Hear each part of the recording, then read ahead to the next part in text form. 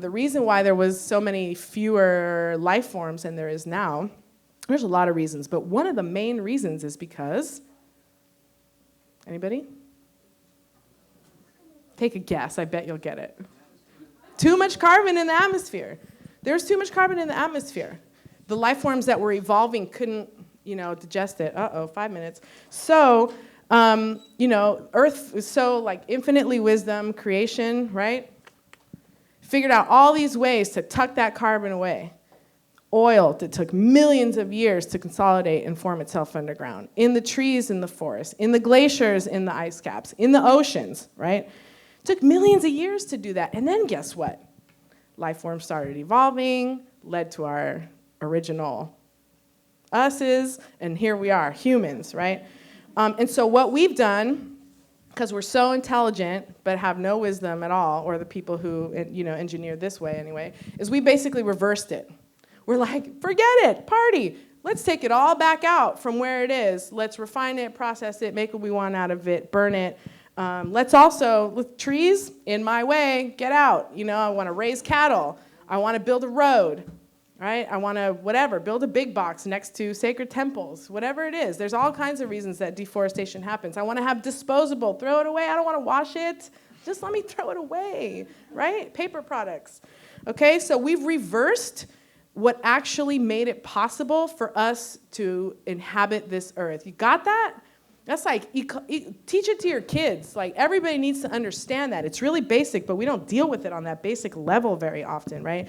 And as if it wasn't harmful enough to unpack all this carbon and burn it and have it have the impacts that it does, just on the face value of it being burnt into the air where we're breathing it and everything, it does something else, which is that it creates positive feedback loops, right? So a positive feedback loop means that you got to start somewhere, pick the chicken or the egg, right? But then it goes, and the consequence of that thing sparks the cause of it, which sparks the consequence, which sparks the cause, right? And it just keeps spiraling out of control, okay? So some concrete examples of that in terms of this oil spill and climate.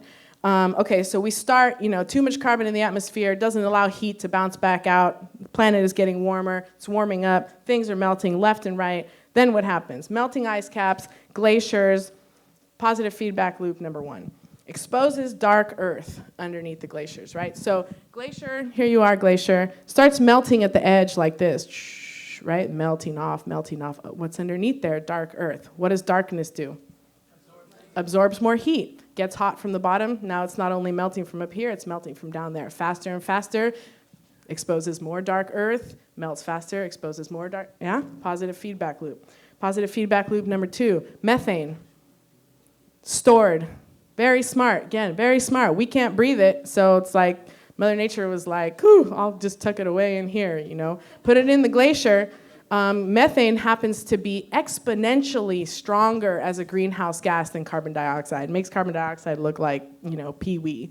When it comes to trapping heat in our atmosphere. And so, as the glacier melts, it releases more carbon dioxide, which traps more heat in the atmosphere, which melts the glaciers faster, which releases more methane, which makes it hotter, which makes the ice melt, right? Also, as the Earth's temperature rises, the ocean's temperatures rise. Warm water cannot hold carbon dioxide the same as cold water. And this is specifically happening right now as a result of the spill. Massive amounts of heat. This is like, how many? 18,000 feet, okay? Like, remember the core of the Earth, basic science in 3rd grade? It's hot down there, okay? It's all gushing out into the ocean. The heat, too, not just the material, right? And so that heat is heating up the ocean. It's also killing marine microorganisms and plants that absorb CO2 in the water. So it's just causing more of it to go up into the air. And then there was the burning of the oil on the surface areas, which we saw. That's just direct, right? Just massive tons of hydrocarbons and CO2 going into the atmosphere. And then, of course, there's the fact that this whole drill is a symbol of their relentless determination to continue to pursue fossil fuels, right? Despite impacts, again, on communities that we heard. Even before this happened, our projection was that there was probably going to be no edible fish left in the oceans in 30 years, by 2050. That was before this, okay? And remember the picture of the current. So, all right, so solutions. I have a couple of minutes. But it's important to understand that in a really basic way. I hope that was helpful, you know. We can't wait or expect solutions to come from within the current system to solve our current dilemma, right? Corporate solutions and corporations cannot save us. At this point, they're not even helping us. We can't rely on the same thinking that got us into the problem to get us out of the problem, right? Einstein, he said that. I don't know about you guys. I think he was pretty smart, okay? He said that. And as we can see, this is not about individual responsibility either. This is not about saying we have to take control because it's, you know, we're perpetuating the problem because we all like to drive our cars, right? It was crafted this way.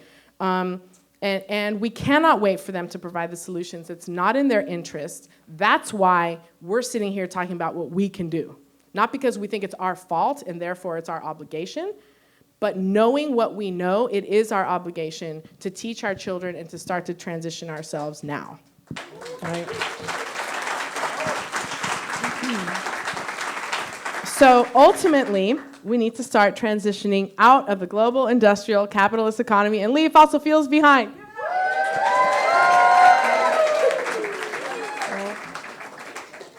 I was going to read off some of the points that came out of the Eco-Justice People's Movement Assembly from the U.S. Social Forum, which MG and other organizations helped to convene, but I'm going to skip that part.